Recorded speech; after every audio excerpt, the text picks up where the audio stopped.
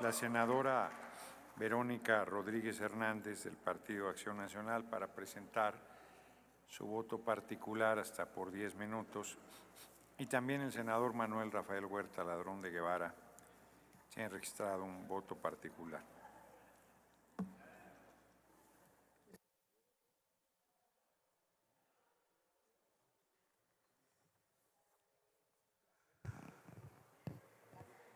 Con la venia de la mesa directiva. Adelante. Pues sí, pareciera que es muy vergonzoso el tener que votar como les están indicando. Y sus rostros lo muestran. Simplemente habría que voltear a ver al senador que incluso ya hasta se está durmiendo en su escaño. O a las y los senadores que no pueden ni siquiera levantar la cabeza. Debe ser por vergüenza. Sí, sus celulares ahí no indican otra cosa más que vergüenza por tener que votar como les están indicando. Pero también debe dar vergüenza que si hiciéramos ahorita una verificación de quórum, quién sabe si lo tendríamos. Pero bueno, como ya les van a ir a decir que pudiera darse, si es que la mesa directiva tomara en cuenta todas las propuestas, pues se van a empezar a aparecer los demás senadores. Ya es costumbre, se está haciendo costumbre la simulación del oficialismo y lo hacen cada vez de una manera más incongruente. Primero dicen que su reforma judicial sí va a tener más justicia en el país porque ahora los juzgadores serán electos por el voto popular. Pero por otro lado, mediante un proceso simulado, pretenden designar como titular de la Comisión Nacional de Derechos Humanos a una persona afín. La pregunta aquí es, ¿afín a quién? ¿A quien no quieren dejar ser presidenta o a quien quiere seguir mandando desde su rancho? Sí, se ha vuelto una gran simulación. Y esa simulación que han hecho ustedes hoy nos tiene aquí debatiendo a quienes nos interesa, porque a quienes no, ni siquiera muestran atención ni se encuentran en este lugar. Debatiendo sobre si se reelige o no la actual titular de la Comisión Nacional de Derechos Humanos. Y fueron ustedes los que le mintieron a todos los que participaron, porque uno de ellos les dijo, de una vez díganme si esto es un circo, el mismo circo de hace 4 años. La simulación de que ustedes ya saben quién va a quedar. Y se atrevieron a decirle que no era una simulación. Se atrevieron incluso a insultarse ustedes, a molestarse por esa insinuación. Y hoy vamos a ver el gran circo. Hoy vamos a ver el desfile de la muestra de sus votos para garantizar que se cumpla la instrucción y la indicación que les han tenido que dar hace un par de horas. ¿Por qué?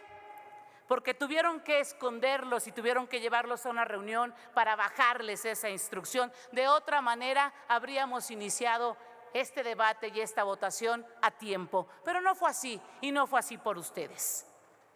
Con la participación de 66 personas, solo 48 cumplieron con los requisitos, pero sin explicación alguna se nos propuso una terna integrada por quien hoy sigue siendo la titular de la Comisión Nacional de Derechos Humanos y que ustedes pretenden su reelección. Otra incongruencia, porque les dijeron a los participantes que todos estaban en igualdad de condiciones. Mentira, porque a ellos no les dijeron que la actual presidenta llevaba ventaja, porque ustedes estaban obligados de meterla a la terna. Eso no se los dijeron a los participantes.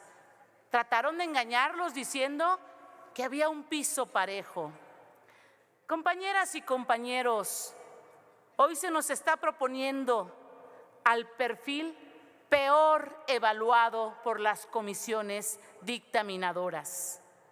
Y reconozco en el rostro de sus presidentes de estas comisiones la vergüenza de tener que votar por la peor evaluada, la vergüenza de haber tenido que meterla en la terna y sacar a uno de los mejores perfiles. Así es, con sus decisiones, lo único que están logrando es poco a poco subordinar los órganos de este país al oficialismo. Y en Acción Nacional estamos convencidas y convencidos de que lo que requiere hoy México es una persona especialista en los derechos humanos, que no se subordine ante nadie, que no sea una extensión de Morena y que realmente haga su trabajo. No queremos a una persona que repita la historia que fue marcada por homicidios, desapariciones e impunidad, sino una titular de la Comisión Nacional de Derechos Humanos que garantice la protección de los derechos humanos de todas y todos los mexicanos. A ustedes, los del oficialismo, a los pocos interesados en este debate, a ustedes les digo y les pido respetuosamente que no repitan los mismos errores que ya mucho ha sufrido este país en los últimos años y que se deben dejar de violar los derechos de las y los mexicanos. No hagamos de este proceso de elección un trámite administrativo o un proceso de Morena y valoremos de manera real todos los perfiles. Escuchemos de verdad a las organizaciones civiles y demos prioridad a quienes tienen los perfiles que ya nos mostraron están mejor evaluados. La propuesta de la señora Piedra Ibarra se argumenta por supuestos logros durante sus 5 años en la titularidad de derechos humanos. Pues se ha dicho, entre otras, que se redujeron las violaciones, se renovó la estructura de la institución, se erradicaron privilegios, gastos superfluos y se redujo el presupuesto. Y pues no, así no fueron las cosas en su periodo. Lo que hubo fue una subordinación al titular del Poder Ejecutivo y hubo una omisión a todas las recomendaciones que pudo haber emitido. Pero también debo señalar lo que ya es público y notorio. Es la falta de consenso entre el propio oficialismo. Esa falta de consenso para lograr el respaldo hacia una persona que encabece la Comisión Nacional. En ese sentido, el Senado se ha vuelto hoy la arena de combate entre fracciones del oficialismo con intereses opuestos. Por un lado están los que respaldan a Nacheli Ramírez,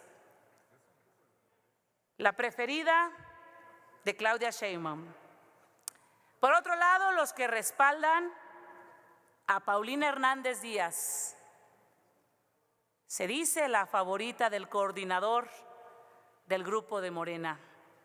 Y finalmente, la instrucción que van a seguir, la favorita del que quiere seguir gobernando, violentando los derechos político-electorales de la primera mujer presidenta de México.